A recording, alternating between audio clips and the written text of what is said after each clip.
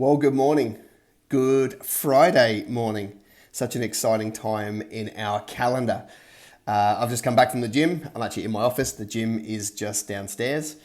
We have a mask mandate at the moment here, so I had to do training today with a mask on. That was a new experience. But I was just thinking about something, and I thought, you know what, let's get it down on video and get it out to you guys. A lot of people would say things to me over the years like, I'm just not hearing from God right now. And I think, okay, that's cool. I've explored that as a concept because there are promises in the Bible that says, I'll never leave you, I'll never forsake you, right? I'll stick to you closer than a brother.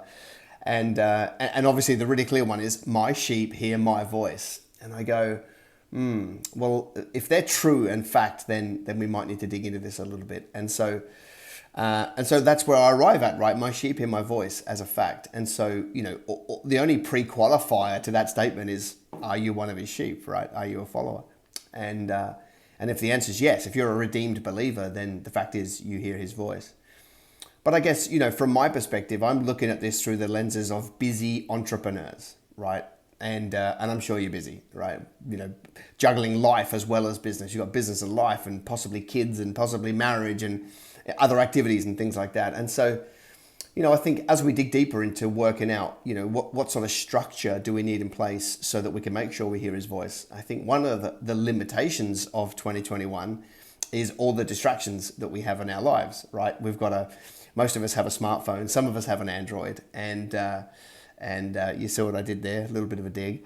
And on that thing is apps, and there's notifications, and we're being pinged every 5 seconds with some new update. And that multiplied by how productive we are in a day, like that's a massive blessing to have those, because our productivity is greater than any generation before. But the distractions are real, and we tend to go from stimulus to stimulus to stimulus, right? From business to phone to home group to sport, whatever. And there's very little room in there for the Lord to speak to us. And so if the fact is that my sheep hear my voice, then what's our response if we're not hearing? I think there's two things to consider. The first one is, you may actually have to have the discipline of creating more space, right? If you ever saw the movie The War Room, phenomenal movie, and it's an extreme version. It's literally somebody made a closet into a war room, and that's where they go away and fight. Phenomenal movie.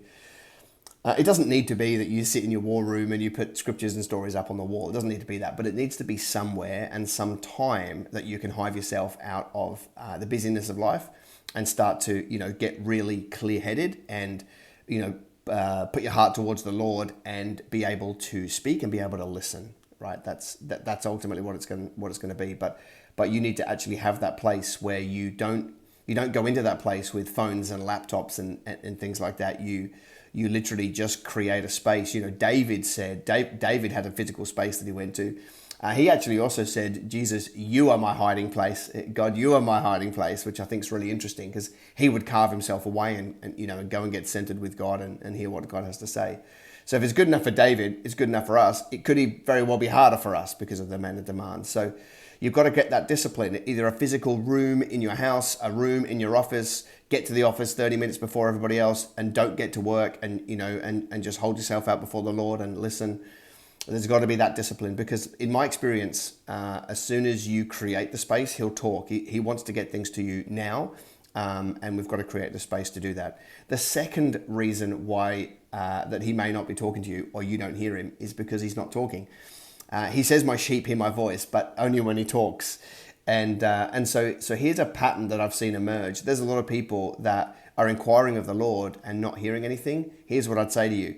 It could be because he's already told you what to do. In my experience, when we're inquiring of the Lord, because the Lord says, I'll stick closer than a brother, and I'll never forsake you. So when he's not talking, in my experience, it's because he trusts you to make the move. He trusts you.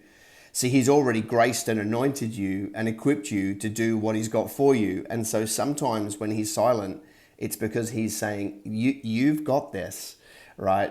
I'll walk with you, but you've got this. And sometimes you need to learn how to move on what he said once before. And sometimes you need to move because you just know what to do. And so if you're in that place right now where you're unsure, right, that I'm not hearing from God, then please attack it with one of two things. Either create the space to be able to hear from him, right? Time, like 30 minutes, an hour, half a day. Create that space for the Lord to be able to talk to you and remove the distractions from that place. Or second of all, if you feel like you're inquiring of the Lord and he's not talking, then pick something and move, because staying stationary will not help you. Hey, if you've got a thought or a comment on this video, put it in the comments below. Obviously, I see them because I'm the one that manages all my social, and I will engage with you there. Bless you heaps. Love ya. Have a good Friday.